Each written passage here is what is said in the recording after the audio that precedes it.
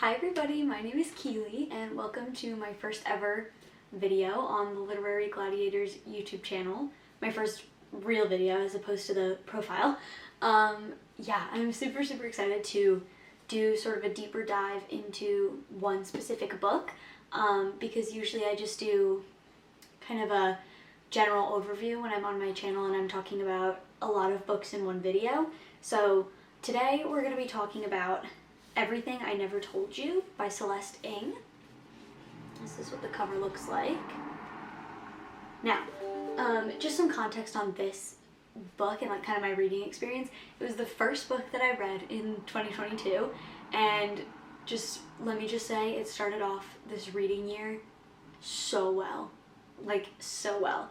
Almost up there as one of my new favorite books of all time, which is going to be tough to beat as the year goes on. So yes, I started off on a good note for my reading year this year, but also it's going to be really funny when I get to my 2022 wrap up and we find out that the first book I read was probably going to be my favorite book that I read.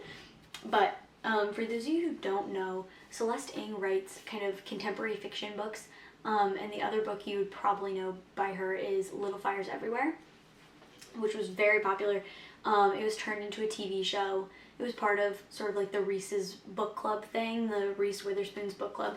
Yeah, so the Hulu TV show is really good as well. I watched that after I read Little Fires Everywhere this past summer, and after I read that, I kind of thought, I think I really like this lady's writing. And so I picked up her other book, which is Everything I Never Told You. And Everything I Never Told You is a contemporary fiction about a Chinese-American family living in a small town in Ohio during the 1970s. And it's a family with 3 children, and the middle daughter, Lydia, actually passes away. And that's not a spoiler or anything. It was sort of how the entire book opens.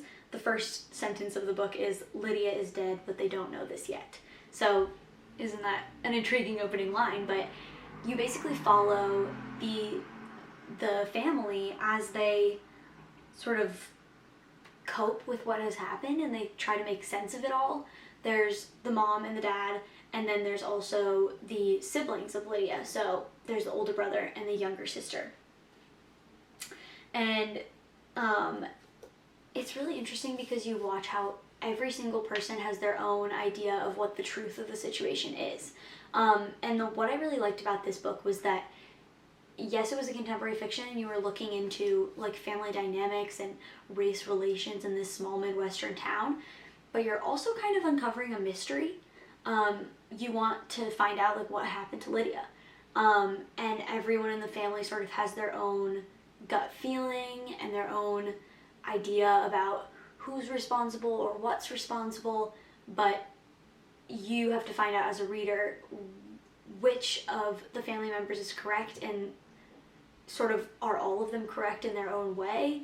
And you get told the story in 2 different timelines. So there's some chapters that are revealing things that happened before Lydia's death, and some chapters that are talking about what happened to the family after she died. And I just really thought it was amazing. The way that the mystery was done, it felt really authentic. Nothing felt like it was sort of making light of the situation. It felt like it was digging deep enough, while also taking into consideration the fact that like everyone in the family has a different idea of what happened and a different idea of who's right and who's wrong, and a different idea of like different levels of responsibility for what happened to Lydia. And you truly do just follow these young siblings. Lydia's older brother is college aged. He's a senior in high school and he's about to go to college. I believe she was a sophomore in high school. And then their youngest sister, I believe, is in late elementary school. And as you can imagine, all of those people have very different perspectives on what grief means and what family means than the parents do. And you watch the parent-child dynamics through grief. You watch the parent-to-parent dynamics, and you also see their backstory and sort of how they came together, and the things that they discuss about their past and the things that they don't. And what you're left with is something that feels like a very authentic portrait of a family, where all of the miscommunications and all of the, you know, times when you feel like if they just talked to each other they would understand where everyone is coming from, and you just see like, oh, this is why they can't see eye to eye on this, because you've seen how very different their backgrounds are, and how as a child you don't see all of the moments in your parents' life that led up to where they are now, and as a parent you feel like you fully understand your child because you've been there for their whole life, but they feel like they have their own private world as well, and you're sort of watching two people who don't have all the information about one another try and connect. And that's really what family is, and that's really what, you know, these kinds of big watershed moments in a family's life kind of bring out. But at the end of the day, you also see that it's an authentic portrait of a family, not just because it shows, you know, the problems within the family and like sort of the cracks within the family dynamic, but also because it shows the way that they love each other in their own ways, and the way that they love each other through this tragedy. And I really just felt like I was so attached to the Lee family by the end of this book, and I feel like you would be too.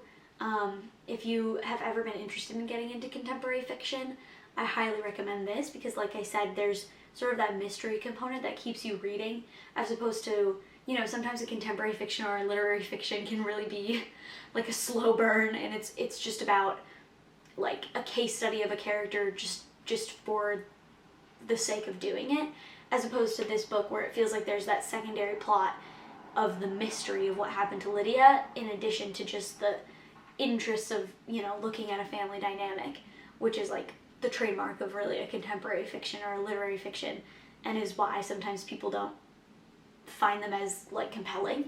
But this book really combined both of those genres really well and kept you reading, and I absolutely gave it a 5 stars. I really do think it's one of my favorite books of all time, and it's really not very long, so I felt like it was a quick read, but it was really, really impactful, and I am totally looking out for anything that Celeste Ng does in the future. I think those are her only 2 novels so far, Little Fires Everywhere and Everything I Never Told You, and just like, wow.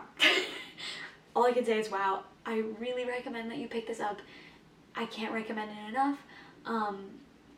Obviously, you know, if topics of family dynamics, complicated family relationships, or grief and loss are subjects that you don't enjoy reading about, don't pick this up. You can pick up another book and it'll be okay. But if those things are not sensitive subjects for you, I would highly recommend picking up Everything I Never Told You by Celeste Ng, because it was the most impactful book that I have read this year, and honestly, if this had been in my last year's reading lineup, I absolutely would have put this at the top.